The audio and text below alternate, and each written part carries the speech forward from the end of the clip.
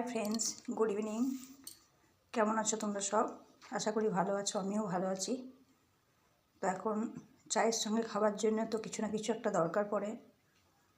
কখনো স্ন্যাক্স, কখনো ঝালমুড়ি, মশলা মুড়ি, কিছু না কিছু তো দরকার পড়ে।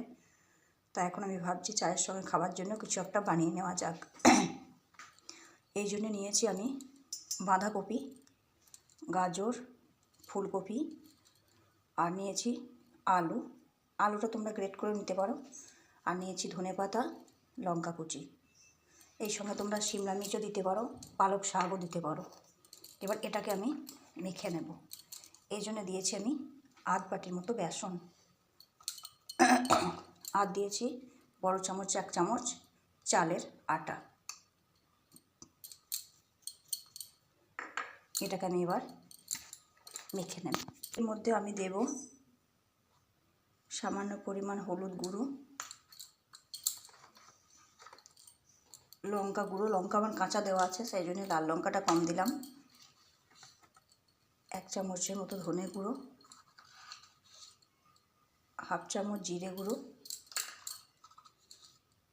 সামান্য পরিমাণ গরম মশলা, আর দেব জিরে। তোমাদের কাছে জিরে না দিয়ে তোমরা জোয়ানও দিতে পারো। ফ্রেন্ডস, আমি মশলা যখন দিলাম তখন লবণটা দিতে ভুলে গেছিলাম, তো আমি দ্বিতীয়বার লবণটাকে দিয়ে এটা আবার ভালোভাবে মেখে নিলাম। এখন দেখো আমি চলে এসেছি কড়াইয়ের কাছে, আমার তেলটা গরম হয়ে গেছে।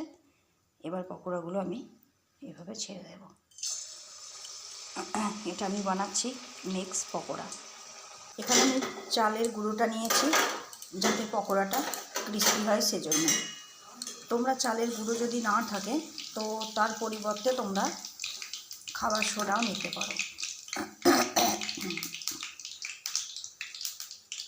এবার তোমরা এটাকে তুলে নেবে।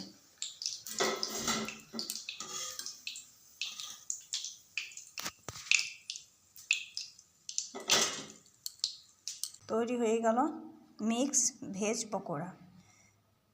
তোমরা একবার এভাবে বানিয়ে দেখো, খেতে ভালো লাগবে। এটা চায়ের সঙ্গেও খেতে পারো, এটা চাটনি দিয়েও খেতে পারো।